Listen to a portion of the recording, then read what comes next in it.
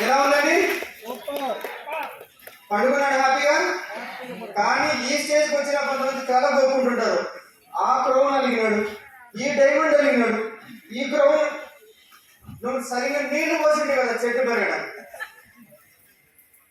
ఎసారం ఆ 8% అలిగినాడు, వాడిని ఎవరో ఎత్తుకొని వెళ్ళిపోయినాడు, ఈయన ఎవరో జాయిన్ చేసుకొని వెళ్ళిపోయినాడు.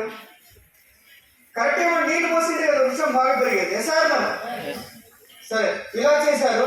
100 ఏళ్ళ తర్వాత ఎలా ఉంటుందో చూద్దామా? ఎసారం మీరు ముసలాళ్ళు అయిపోయి మీకు 100 ఏళ్ళు వచ్చినప్పుడు మీకు ఎలా ఉంటుందో చూద్దామా? ఎలా ఉంటుంది అంటే ఇలా ఉంటుంది. ఇలా ఉంటుంది మహావృక్షం ఎట్లా ఇలా ఉంటుంది. మనం 100 ఏళ్ళ తర్వాత మన భూమిని వదిలిపెట్టిపోతే మన నెట్వర్క్ బిల్డ్ అయిపోయి మీరు నాటిన నెట్వర్క్ అనే వృక్షం కింద కొన్ని వేల మంది బతికేస్తారు.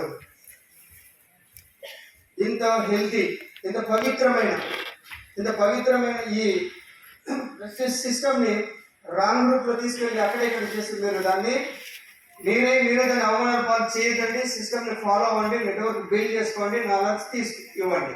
ఓకేనా? ఇస్తారా? ఇస్తారు.